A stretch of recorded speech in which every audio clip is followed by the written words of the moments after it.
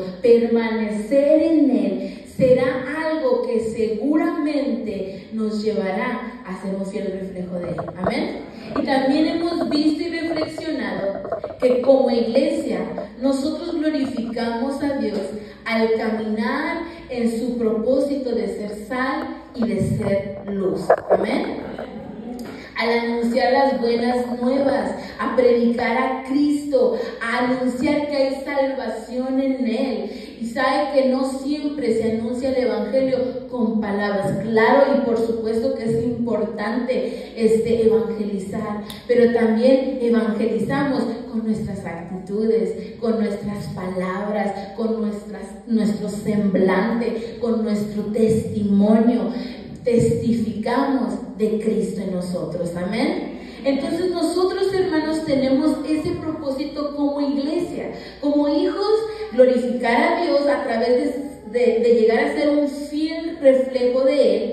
Y como iglesia glorificamos a Dios al caminar en ese propósito que Él nos dejó. Amén. Y somos efectivos en estos propósitos cuando tenemos una visión de eternidad. ¿Recuerdan? Esto es lo que vimos la semana pasada. Porque una visión de eternidad nos va a llevar a tener una visión clara de nuestro propósito aquí en la tierra. Nos va a llevar a invertir, a sembrar para la eternidad, y también nos va a ayudar a mantener en orden nuestras prioridades. ¿Estamos en la misma mente, hermanos? ¿En el mismo sentir? ¿Recordamos estos mensajes? Bueno, entonces, cuando nosotros entendemos nuestro propósito aquí en la iglesia, cuando nosotros entendemos que el propósito que nosotros tenemos aquí, en esta tierra, ahora, en nuestras vidas, cuando entendemos que impacta la eternidad, ¿qué quiere decir eso? Si yo sé que lo que yo haga o no haga aquí en la tierra va a impactar la eternidad, entonces yo voy a entender que tengo que aprovechar bien el tiempo. Amén. Porque no dice, tengo que aprovechar bien el tiempo. Tenemos que aprovechar bien el tiempo, hermanos. Efesios 5, del versículo 15 al 17. ¿Por qué no me acompañan a Efesios 5, versículos 15 al 17? Y digan un fuerte amén, hermanos, cuando estén ahí. Hablando de aprovechar bien el tiempo. ¿Estamos ahí? Ok. Leamos a una sola voz todos. Mirad pues con diligencia cómo andéis, no como necios, sino como sabios, aprovechando ¿qué? Bien el tiempo, porque los días son malos. Por tanto, no seáis insensatos, sino entendidos de cuál sea la voluntad de Dios. Pablo escribe a la iglesia de Éfeso y le dice, tengan diligencia, sean sabios cómo andan, aprovechando bien el tiempo, porque los días son malos. Dice, entendidos, sabiendo cuál es la voluntad del Señor. Entender que nuestras vidas presentes impactan la vida venidera, la vida eterna, entonces nos lleva a aprovechar bien el tiempo, no siendo insensatos, más bien siendo sabios y conociendo la voluntad del Señor. Amén. Entonces, entender que nuestra vida aquí y ahora impacta la vida de la eternidad, eso también nos lleva, aparte de aprovechar bien el tiempo, nos lleva a ser mayordomos fieles o administradores fieles de lo que el Señor ha confiado en nuestras manos. Y yo quiero que te preguntes y reflexiones en esto. ¿Qué es lo que el Señor ha depositado en tus manos? Y reflexiona, ¿qué es lo que el Señor ha confiado en tus manos? Amén. Ok. 1 Corintios 4:2 dice, cuando Pablo está hablando acerca a la iglesia de Corinto, y él habla acerca de esta mayordomía o esta administración. Y él dice en 1 Corintios 4:2, los que están encargados de alguna tarea deben demostrar que se puede confiar en ellos. Entonces la pregunta que tenemos que hacernos, ¿el Señor puede confiar en mí? Los que están encargados de alguna tarea, y esta es la traducción en lenguaje actual, los que están encargados de alguna tarea deben demostrar que se puede confiar en ellos. Tenemos que aprovechar bien el tiempo y tenemos que ser administradores fieles. Amén. Entonces, tenemos que cuidar lo que el Señor ha confiado en nuestras manos. Ahorita yo les preguntaba, ¿qué es lo que el Señor te ha confiado? Pueden ser tus dones. A lo mejor el Señor te dio algo especial y se te facilita la cocina, se te facilita la costura, se te facilita la enseñanza, se te facilita el aprendizaje. ¿O qué tal los hijos que puso a tu cuidado? ¿O qué tal el matrimonio que te dio? ¿Qué tal tu familia? ¿Qué tal el ministerio donde el Señor te ha posicionado? Tenemos que ser administradores fieles de lo que el Señor puso en nuestras manos. Porque la palabra dice que todo proviene de la mano del Señor, que todo es por Él, por medio de Él y para Él. Amén. Y cuando nosotros entendemos eso y decimos, Señor, ¿qué es lo que has depositado en mis manos?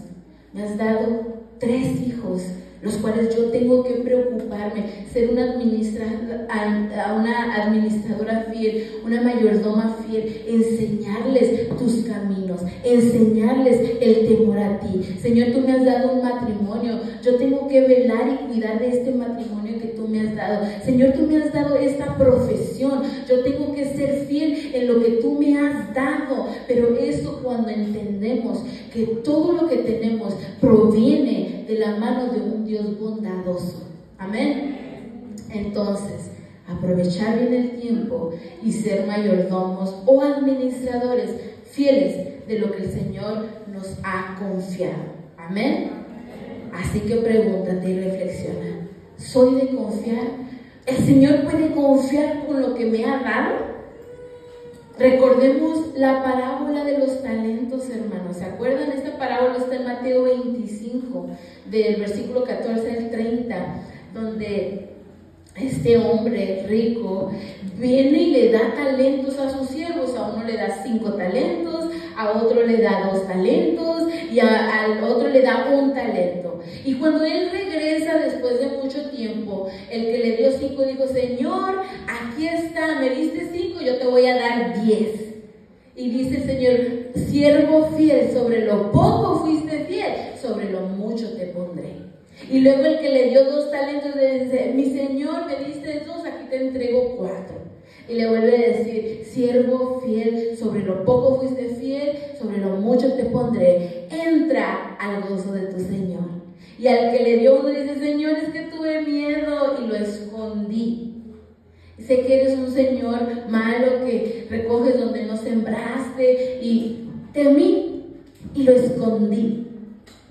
¿Y qué es lo que le responde su amo? Siervo inútil, porque lo que el Señor confió en sus manos no lo hizo crecer, no lo multiplicó, no lo llevó del punto donde se lo entregaron al punto donde lo tenían que llevar. Pueden ser dones, pueden ser talentos, puede ser el trabajo, puede ser tu familia, puede ser tus hijos, puede ser lo que el Señor ha depositado en tus manos. Entonces, somos personas en las que el Señor puede confiar y podemos estar seguras de que diga, siervo fiel, has sido fiel en lo poco que te di, sobre lo mucho te pondré, entra en el gozo de tu Señor. Queremos escuchar esas palabras de nuestro Señor. ¿Cuántos amén? Amén. Entonces, ¿de qué nos habla? Aprovechar bien el tiempo y ser fieles administradores. ¿De qué nos habla? ¿De qué nos está hablando todo esto? ¿De qué tenemos que aprovechar bien el tiempo y de ser fieles? Todo esto, hermanos, nos habla de una cosa: de accionar, de trabajar, de obrar. Amén. Entonces, ¿qué son las obras que nosotros somos llamados a hacer? Porque fíjense que nosotros hemos estado en esta iglesia o en cualquier iglesia, en nuestro caso en Torre Fuerte, muchos años, y hemos aprendido tanto y podemos llenarnos e inflarnos de todo el conocimiento de la palabra de Dios. Pero si esa palabra no se pone por obra, no se trabaja, no se acciona, entonces es una fe muerta, es una fe inútil. Y no lo digo yo, hermanos, Santiago lo dice. Vamos a Santiago capítulo 2, por favor, versículo 22.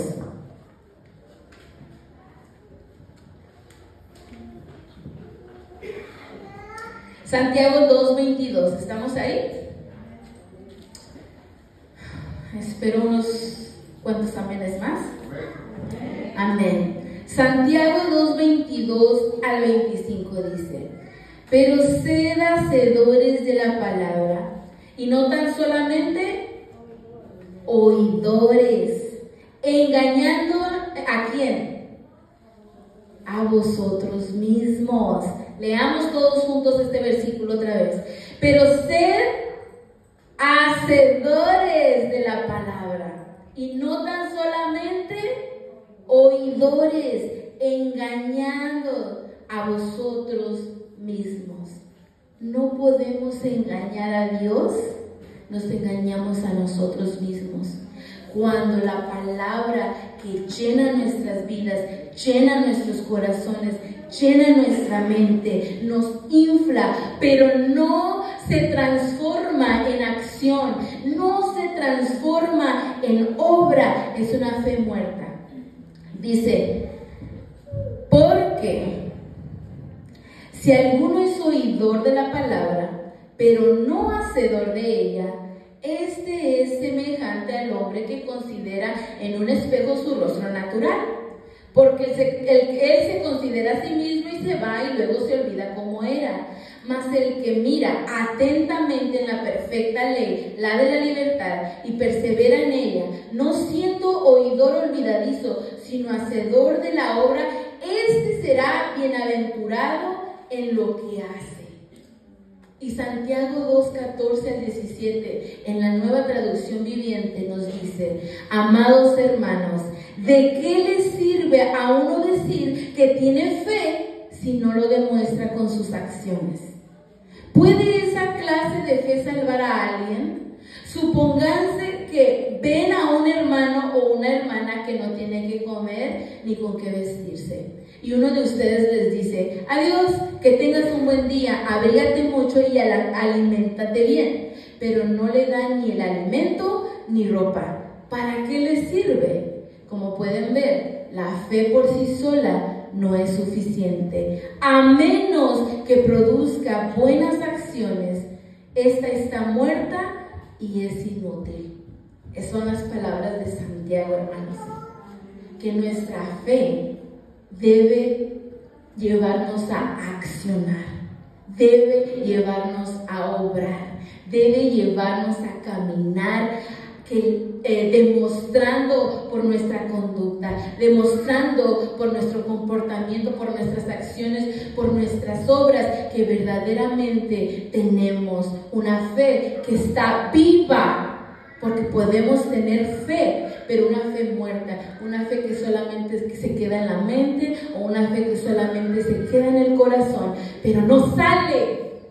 Y una fe que está escondida y no sale, no sirve. Porque el mundo no puede ver esa fe, porque el mundo no puede ver ese Cristo que te está transformando, que te está llenando de conocimiento. Una fe que no sale es una fe inútil. Quiere decir que podemos tener fe, pero cuando tenemos una fe viva es una fe efectiva y una fe que funciona, una fe que no se queda en teoría y pasa a la práctica. Cuando alguien está estudiando, preparándose para tener su profesión, cualquier profesión, estudia durante muchos años o varios años lo teórico, o sea, la lectura, lo que se enseña en el salón de clases, lo que se enseña a través de las tareas, a través de los proyectos, eso es teoría, se llena de conocimiento de la rama donde se quiere, donde quiere ejercer profesionalmente. Pero saben que aún aquellos que estudian tienen que pasar tiempo en la práctica profesional antes de que puedan graduarse y puedan tener su título y puedan tener su cédula. Tienen que tener la práctica y no solamente la teoría. Y lo mismo sucede en el camino de la fe. Tenemos teoría porque eso nos transforma y nos ayuda a crecer en el conocimiento del reino, en el conocimiento de Dios, pero no puede quedar solamente en teoría, tiene que caminar también en la práctica, es decir, vivir conforme a lo que creemos. Amén. Entonces, hermanos, nosotros somos llamados a tener una fe viva. ¿Cuántos dicen amén? Y vamos a ser un fiel reflejo de Cristo. Y vamos a ser una iglesia que tiene una visión de eternidad cuando tengamos una fe viva. O sea, una fe que tiene obras. Una fe que demuestra que vive lo que cree. Amén. Y yo quiero compartir con ustedes, hermanos, dos diferencias que hay de una fe que está viva y una fe que está muerta. Y nosotros somos llamados a tener una fe viva. Amén. Y quiero usar en el primer ejemplo. Bueno, el primer ejemplo, el punto se llama: una fe viva camina hacia lo que no puede ver, mientras que una fe muerta duda. ¿Y qué nos dice Hebreos 11 que es la fe? Dice: es pues la fe la certeza de lo que se espera y la convicción de lo que no se ve. Una fe viva camina hacia lo que aún no puede ver, mientras que una fe muerta duda. Y el ejemplo que yo quiero compartir con ustedes es el ejemplo de Abraham y Sara. Y todos conocemos la historia de Abraham y Sara. Amén. Voy a estar leyendo Hebreos 11. Si quieren anotarlo, Hebreos 11, versículos 8 al 10. Y esto estamos iniciando con Abraham. Hebreos 11, 8 al 10, dice así la palabra: por la fe Abraham, siendo llamado, obedeció para salir al lugar que había de recibir como herencia, y salió sin saber a dónde iba. Por la fe habitó como extranjero en la tierra prometida, como en tierra ajena, morando en tiendas con Isaac y Jacob, coherederos de la misma promesa, porque esperaba la ciudad que tiene fundamentos, cuyo arquitecto y constructor es Dios. Y Génesis 15, hermanos, nos narra la historia de cuando Dios llama a Abraham y Dios le promete a Abraham un hijo. Él le dice: Abraham, no temas, yo estoy contigo, yo soy tu escudo y tu galardón es grande, tu recompensa es grande, tu descendencia es grande. Y Abraham le dice: Señor, ¿cómo que me estás diciendo que mi galardón es grande si mi heredero es un esclavo? No he tenido hijos, mi esposa es estéril, el que va a heredar mis posesiones es un esclavo. Pero Dios le dice: no te va a heredar un esclavo, te va a heredar un hijo que va a salir de tus entrañas. Y Génesis 15, 6 dice: y creyó a Jehová, y le fue contado por justicia. Abraham le creyó a Dios y no dudó. Tenía una fe viva que aunque no podía ver cómo a su edad iba a concebir su esposa un bebé, cómo iba a tener esa fuerza en su vejez, pero él no dudó, él creyó y dice que le fue contado por justicia. Fue declarado justo por haber creído, aunque no podía ver hacia el futuro, aunque no podía ver hacia adelante. Y saben que Sara también fue una mujer que creyó. Ella lo creyó, porque Hebreos 11:11 nos dice: por la fe también la misma Sara, siendo estéril, recibió fuerza para concebir y dio a luz aún fuera del tiempo de edad, porque creyó que era fiel quien lo había prometido. Ella creyó, ella tenía fe, pero Sara dudó. Génesis 16 nos dice que Sara dudó de que si el Señor, ¿cómo, cuándo, a qué horas? ¿A poco no nos pasa, hermanos? Que cuando recibimos una palabra del Señor, nos desesperamos. ¿Y será esa palabra verdadera? ¿Será que sí fue una palabra de parte del Señor, o el pastor, el predicador solamente lo dijo en ese momento por emoción? ¿Será que sí es cierto? Y esto es algo similar a lo que Sara enfrentó y se desesperó y dudó. Y dice Génesis 16:1: Sarai, mujer de Abraham, no le daba hijos, y ella tenía una sierva egipcia que se llamaba Agar. Dijo entonces Sarai a Abraham: ya ves que Jehová me ha hecho estéril, te ruego pues que te llegues a mi sierva, quizás tendré hijos de ella. Y atendió a Abraham el ruego de Sarai. En el capítulo 15, ahí está Abraham hablando con Dios, y Dios le dice: no, Abraham, no te va a heredar un esclavo, te va a heredar un hijo que va a salir de tus entrañas, que va a concebir Sara. Y Sara, aunque lo creyó, dudó, porque no miraba la mano de Dios sobre su vida, no miraba que el tiempo se asomara. Y tomó la situación, tomó su circunstancia en sus propias manos. Y le dice: a lo mejor por medio de mi sierva es que el Señor te dijo que iba a tener hijos yo. A lo mejor de esta manera es que Dios va a trabajar. Y a poco no, muchas veces así somos nosotros. Pensamos que conocemos la mente de Dios. Y es que a lo mejor el Señor se refería a esto. Y es que a lo mejor el Señor quiere esto. Y a lo mejor porque dudamos. Creemos que el Señor es un Dios que promete y que cumple lo que promete. Pero a veces dudamos. Y eso es exactamente lo que le pasó a Sara. Y ella, pues, dice que Abraham dice que atendió a su ruego y se llega a su esclava Agar y concibe. Y ¿saben qué, hermano?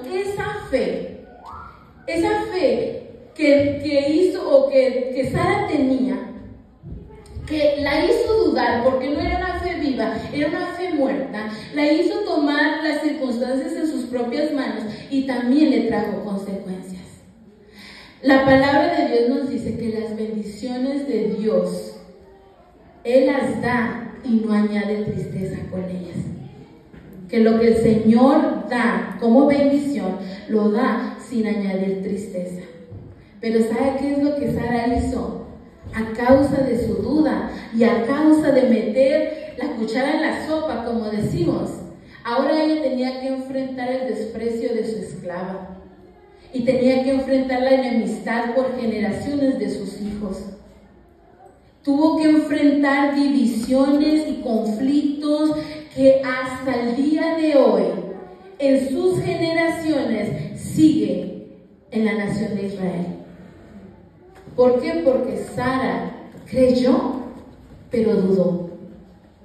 ¿Y eso qué nos dice, hermanos? Podemos creer y a la misma vez dudar. Por eso necesitamos tener una fe viva, que vea hacia el futuro y cree aún cuando no lo puede ver. Amén. Santiago 1, 6 a 8 nos dice, Santiago escribe y dice, si alguno tiene falta de entendimiento, pídale a Dios, pero pida sin dudar. Y él habla acerca de las personas que dudan respecto a la fe. Él dice en el versículo 6, pero pida con fe, no dudando nada, porque el que duda es semejante a la ola o la onda del mar, que es arrastrada por el viento y echada de una parte a otra.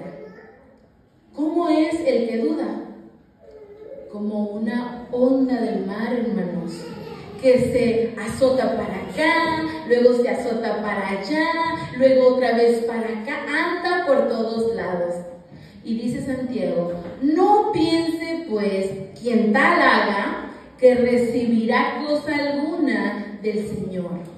El hombre de doble ánimo es inconstante en todos sus caminos. Una fe que duda es inconstante. Sara fue inconstante porque dudó y no esperó, se impacientó. Una fe que duda tambalea entre el me lanzo y me detengo. Me lanzo a lo que el Señor me ha dado y me detengo. Me lanzo a ser transformada por la palabra y me detengo. Me lanzo a vivir la fe en la que creo y me detengo. Esa es una fe que duda, es una fe muerta, una fe inútil.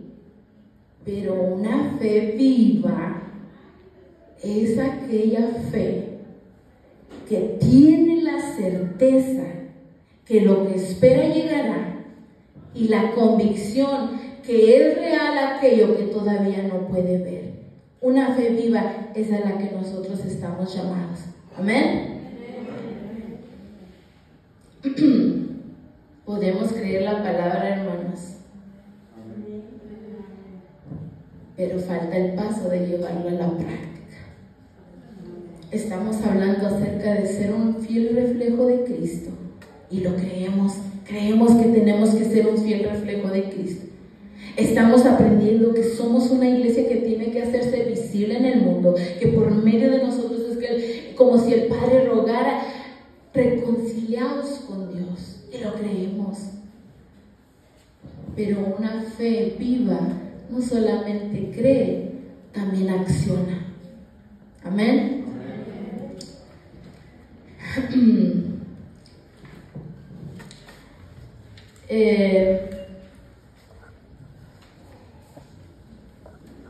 El punto número 2, la diferencia entre una fe viva y una fe muerta. Una fe viva se sostiene firme en medio de cualquier circunstancia, mientras que una fe muerta se retracta. Lo digo otra vez por los que están anotando. Una fe viva se sostiene firme en medio de cualquier circunstancia, mientras que una fe muerta se retracta. Y aquí yo quiero usar como ejemplo 3 jóvenes que se sostuvieron firme en medio de la provocación del enemigo. Hemos escuchado la historia de Sadrach, Mesach y Abednego, hermanos. ¿Sí? Conocemos esa historia. ¿Ok? El rey Nabucodonosor dice que él levanta una estatua enorme y él va y le habla a todos sus líderes, a todos sus consejeros, a todos sus gobernantes para mostrar la gloria de esa estatua. Y él está tan emocionado y que él dice, cuando suenen los címbalos, cuando suene la bocina, todos los pueblos tienen que arrodillarse y adorar a esa imagen. Pero estos 3 jóvenes se sostienen fuerte en su convicción, en la convicción de que el Dios a quienes ellos servían era el Dios todopoderoso y era el Dios verdadero, y que no iban a diluir su creencia, diluir su fe, diluir su práctica por no enfrentar la muerte. Y quiero que leamos lo que pasa. Daniel capítulo 3, del versículo 14 al 18. Si gusta, solo anótelo, yo lo voy a leer en la Nueva Traducción Viviente. Viene a Nabucodonosor algunos hombres que dicen: oye, Nabucodonosor, aquellos hombres no se están inclinando cada vez que suena la bocina, cada vez que suenan los tímbalos, cada vez que suena, no se están inclinando a la estatua que tú has hecho y a la orden que tú diste. Y se enojó Nabucodonosor y dice: a ver, ¿cómo es posible? Y dice el versículo 14, Nabucodonosor les preguntó: ¿es cierto, Sadrach, Mesach y Abednego, que ustedes se rehúsan a servir a mis dioses y a rendir culto a la estatua de oro que he levantado? Les daré una oportunidad más para inclinarse y rendir culto a la estatua que he hecho cuando oigan el sonido de los instrumentos musicales. Sin embargo, si se niegan, serán inmediatamente arrojados al horno ardiente. Y entonces, ¿qué Dios podrá rescatarlos de mi poder? Sadrach, Mesach y Abednego contestaron: oh Nabucodonosor, no necesitamos defendernos delante de usted. Si nos arrojan al horno ardiente, el Dios a quien servimos es capaz de salvarnos. Él nos rescatará de su poder, su majestad. Y es bien importante este versículo 18. Ellos dicen: nuestro Dios puede. ¿Cuántos dicen: mi Dios puede? Y luego dice el versículo 18: pero, aunque no lo hiciera, deseamos dejar claro ante usted que jamás serviremos a sus dioses, ni rendiremos culto a la estatua de oro que usted ha levantado. ¿Y cuántos podemos decir eso, hermanos? Yo sé que mi Dios puede, pero si Él no lo hace y si Él no contesta, yo aún así me voy a sostener firme en la convicción de que Él es verdadero y que Él es fiel y su voluntad siempre es para el bien de mi alma. Una fe viva se sostiene firme en medio de cualquier circunstancia, mientras que una fe muerta se retracta. Estos jóvenes dijeron: yo sé que mi Dios puede, pero que te quede claro que si Él decide no rescatarnos, si Él decide no salvarnos de ese horno, pues aún así no nos vamos a inclinar. Y hermanos, cuando nosotros tenemos una fe muerta, una fe que flaquea, hay veces preferimos escondernos, preferimos retractarnos, preferimos frenarnos por temor. Esa es una verdad. Yo la he enfrentado. Todos en algún momento, hermanos. ¿Por qué? Porque estamos en constante transformación, porque estamos en constante santificación, porque estamos en constante crecimiento. Seguimos flaqueando, hay veces en medio de circunstancias, pero somos llamados a tener una fe viva que se sostiene firme sin importar cualquier circunstancia que enfrentemos. Y yo quiero hablar de un hombre que flaqueó en su fe. Todos conocemos a Pedro. Pedro fue el primer predicador bajo el poder del Espíritu Santo, y que cuando él predicó con poder y lleno del Espíritu Santo, dicen que en esa primera vez hasta 5,000 hombres se convirtieron. Pero este Pedro también tuvo tiempos de debilidad, donde dudó. Cuando Jesús está ahí despidiendo a la multitud Él les dice a sus discípulos, ustedes vayan yéndose al otro lado del mar. Entonces Él, después de haber despedido a la multitud, dice que Él va y camina en el mar, y que los discípulos al principio tienen miedo y dicen, ¡ay, un fantasma! Pero Él les dice, no temas, soy yo, soy Jesús. Y en Mateo 14, versículo 28, Pedro dice, entonces le respondió Pedro y dijo, Señor, si eres tú, manda que yo vaya a ti sobre las aguas. Y él le dijo, ven. Y descendiendo Pedro de la barca, andaba sobre las aguas para ir a Jesús. Pero al ver el fuerte viento, ¿qué vio? El fuerte viento. Tuvo miedo. Y comenzando a hundirse, dio voces diciendo, Señor, sálvame.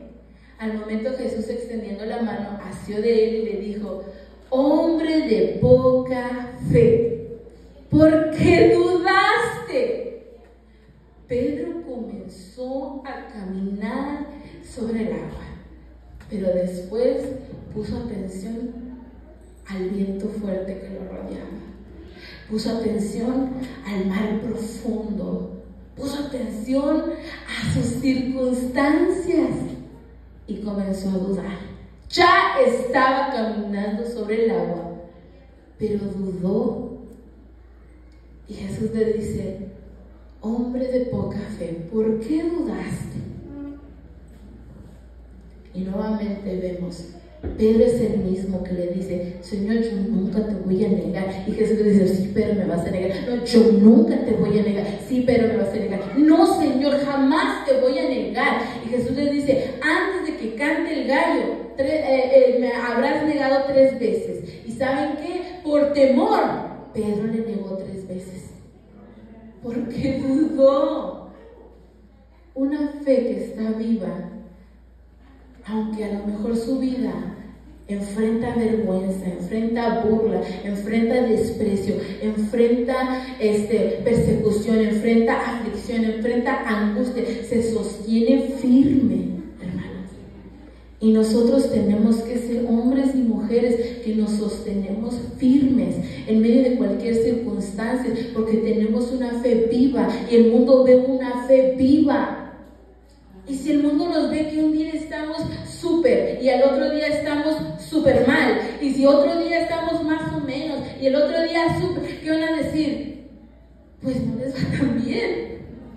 Y no se trata de que vivamos una vida donde nada nos pase. No, se trata de tener convicción en lo que creemos. Se trata de que se fructifique en nuestras vidas aquello que estamos aprendiendo, que nos lleve a la acción, que nos lleve a aprovechar bien el tiempo, que nos lleve a ser fieles administradores de lo que el Señor ha puesto en nuestras manos. Amén. ¿Por qué no te pones de pie?